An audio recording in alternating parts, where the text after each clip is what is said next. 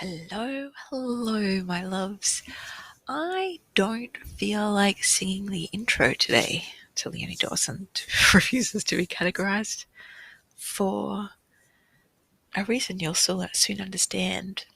Today, I want to share with you about how my brother died and what a miracle that is.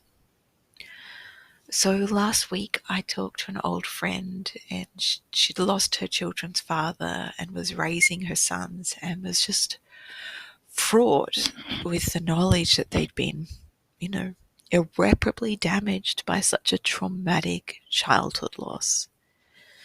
And I just so felt her pain, knowing it was the pain that my own mother would have felt when my brother died in a traumatic accident. Not only did she need to survive that great gaping hole of grief, but she needed to parent 4 children through that senseless loss too. And she too must have wondered how that explosion of pain would shape us for the rest of our lives. So I told my friend what I know to be true, that as a child who suffered a devastating loss, as a woman who has been shaped by it, yes, it was a defining event, but not in the way that you might expect. Because for me, losing my brother was one of the great miracles of my life that I am eternally grateful for. Now, I'm not saying that, his love was a great miracle, though that's true too. I'm not saying that it was a relief to be without him. I am saying that his death and my loss and my suffering was and is a miracle. So imagine this, if you will. You believe, as we all do, that life is infinite, that you're immortal, infallible, that bad things only happen to others, and that if we just read enough fairy tales and do all the right things, we will be immune to loss. And then it happens anyway. I was 14 years old when it happened. I still remember the afternoon we drove home in the fading sunlight. I'd just been to a new gifted, talented art program, and I was just waxing lyrical about how my life was in a good direction, how the art program was just meant for me, how even my jeans that day were the perfect fit. And when we arrived home, my 2 sisters were hovering at the outside stairs. "Mum," they said haltingly, "the police were here. They wanted to talk to you. They wouldn't say why. They just said they'd come back." And a strange kind of quiet descended then. The police arrived soon after. It took my mum to a room by herself, and after that she called us down the stairs again. "We've just heard some very sad news. Clinton has been in an accident and he's died." I sat on the stairs and my head was swimming. I think to myself, no, this is not how the story goes. Yeah, he was in an accident, but he's okay, he will survive, he's just in hospital. But the quiet reality tells me otherwise.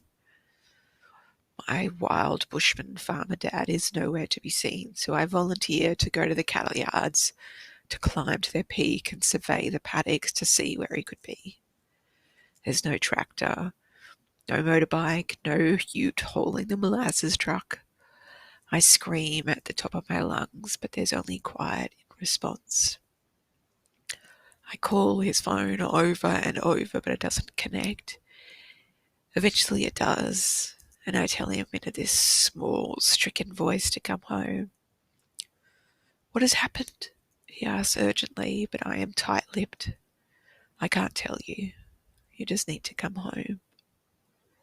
When he finally does, it is dark, and when he is told, he sinks to the floor. My brother arrives home with his girlfriend, ashen face. All we do that night, and for many nights afterwards, is sit in the room and sob together. I go to school the next day. I go only because we're given the choice, and my older sister elects not to have to be there when we tell our beloved grandmother. So I follow her to school. We are shell-shocked children, we're blank-faced and we're broken. There's a chasm between us and everybody else. Those are the children who haven't faced the great abyss yet, and we are the children who have. I remember a teacher asking me as I sat weeping in class, "Are you okay?" "No, my brother just died." "I know, your friend just told me. Should you really be here?" "I don't know." In classes, nothing makes sense, and nothing will make sense for months to come. My grades fall dramatically as my brain reboots and rebuilds from the Great Reset. It takes a year for the pain to feel less razor edge, for my brain to begin to work again. It takes 10 years to recover. A quarter of a century later, I'm at peace, but sometimes the grief wave rises suddenly and leaves me in a shock of tears. And yet still, it is a miracle. Suffering a significant loss at a really young age shaped me in ways that is sometimes hard to explain, but I'm going to try anyway. At 14, I learned that life isn't guaranteed, that death is coming for all of us and all that we love. And we have no idea of when it will happen. A life is simply not an average life expectancy guarantee. A life can sometimes be a blip, a few days like my beautiful friend's beautiful baby. A life can be sometimes a wide expanse. My beloved grandmother at 97, her sister at 99, our adopted Nan at 102. My brother's was 25. The numbers don't matter. What matters is the miracle of living and loving at all. At 14, I learned that relationships don't end with a person's death. They grow and they change and they deepen over the years, even through the walls of life and death. I can't see him, but I can still love him. I can still talk to him. I can still heal the parts of our relationship that need to be repaired or grown. And somehow through that vast expanse, I can feel him doing the same. Still loving me, still talking to me, still healing himself and blooming our relationship into a different kind of garden. It is a miracle, all of this. At 14, I learned that wishing you were anything but what you are is a farce, a fucking ridiculous way to spend the precious time you do have on the planet. My brother had cerebral palsy that affected his body and his brain. I'm sure he sometimes wished it was different, and yet, he did everything he could with what he had. He won second place for Paralympic high jump in Australia. He could drive and fix more kinds of machinery and vehicles than I ever could.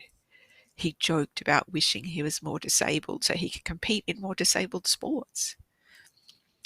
We are each given a body and a personality, and it might be wonky, but it is ours. Like, glory be. Let us enjoy it for the time we have with it. At 14, I learned that sometimes the worst things in the world can be the best. The things that seem the most tragic, the most awful, the most feared can become an unexpected blessing. The illusion of immortality was torn from my eyes, and what I saw in place was tender, precious, precarious beauty. I saw the light shimmering at the edge of leaves after a storm.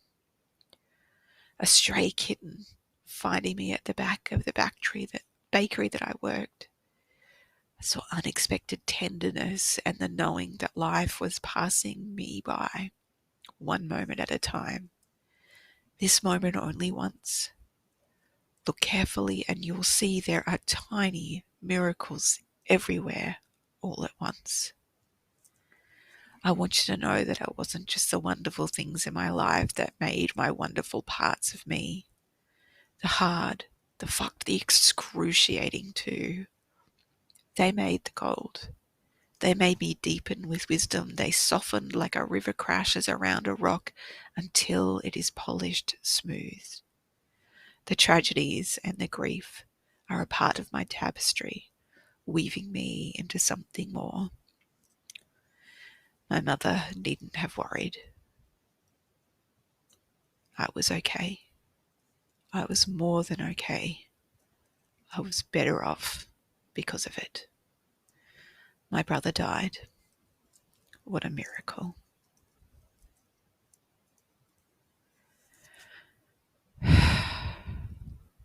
All my love to you, dear friends.